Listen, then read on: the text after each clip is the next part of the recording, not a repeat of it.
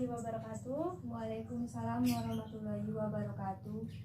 Sebelum melakukan kegiatan pagi hari ini, berdoa dulu ya. Berdoa mulai.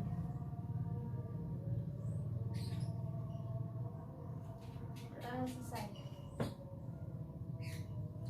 Oh iya, gimana kabarnya hari ini anak-anak? Alhamdulillah baik Bu.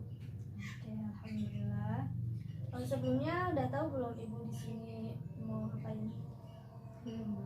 Jadi ibu di sini akan memberikan suatu layanan bimbingan klasikal dengan topik itu cara belajar yang efisien dan efektif. Baik, sebelumnya dari bimbingan ini bertujuan untuk siswa dapat menyebutkan cara belajar di sekolah,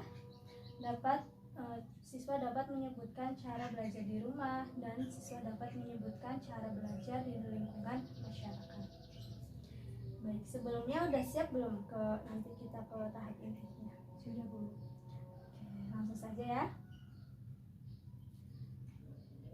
Jadi ada beberapa karakteristik belajar efektif dan efisien. Apa sih itu belajar? Belajar adalah proses mental yang tidak berdiri sendiri tetapi ditentukan oleh banyak faktor. Yang pertama, faktor dari diri sendiri. Yang kedua, faktor dari luar diri sendiri. Dan yang ketiga, faktor pendekatan belajar.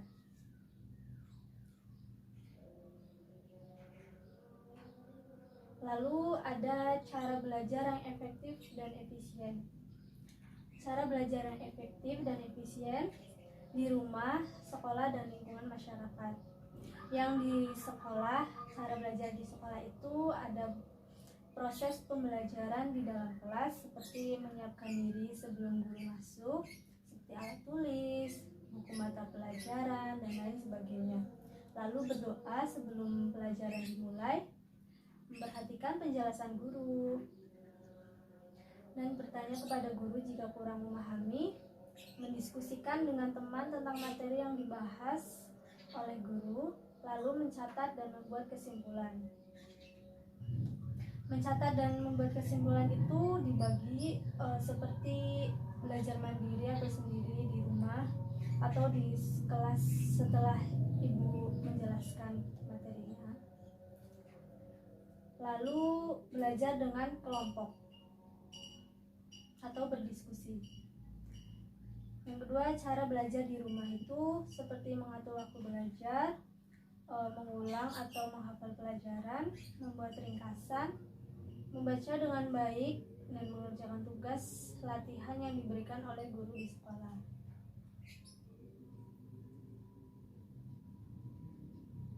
Lalu yang ketiga itu ada cara belajar di lingkungan masyarakat, seperti belajar berorganisasi, belajar melarikan diri, disiplin, berkomunikasi, bergaul, dan belajar memotivasi diri dari orang lain, dan belajar mempunyai kepercayaan diri sendiri dan bertanggung jawab.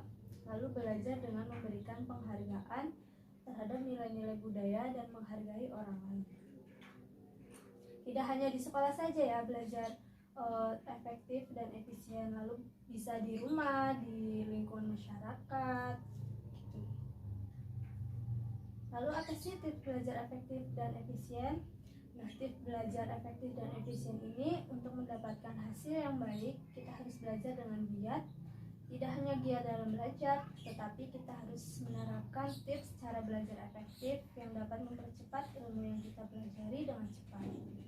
Dengan cepatnya suatu ilmu yang kita pelajari akan menghemat waktu serta tenaga. Ini cara belajar efektif yang dapat meningkatkan prestasi kita dalam dunia pendidikan.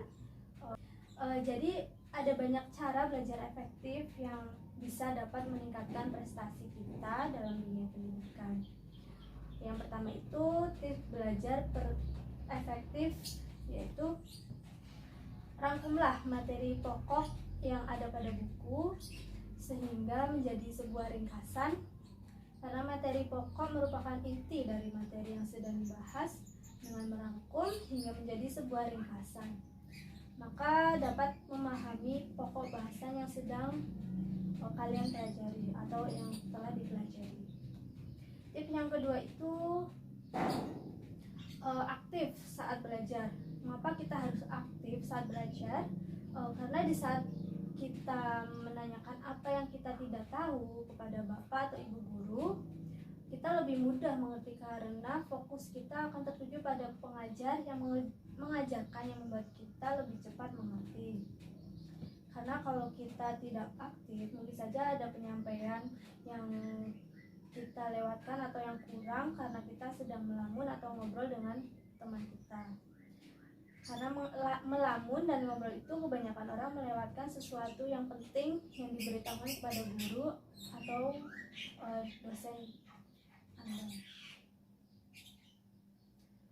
Lalu yang selanjutnya ada belajarnya secara kelompok. Cara belajar ini juga cukup efektif karena dengan belajar kelompok kalian dapat bertukar pikiran dengan teman, karena masing-masing orang punya pendapat berbeda ya, yang bisa dapat disatukan. Tetapi di saat belajar kelompok diharapkan fokus pada pelajaran. Jika tidak belajar, kelompok hanya sia-sia. Lalu yang keempat itu ada kedisiplinan. Kedisiplinan ini merupakan salah satu kunci keberhasilan. Tanpa kedisiplinan yang tinggi, apapun yang kalian pelajari mustahil untuk mencapainya hingga maksimal.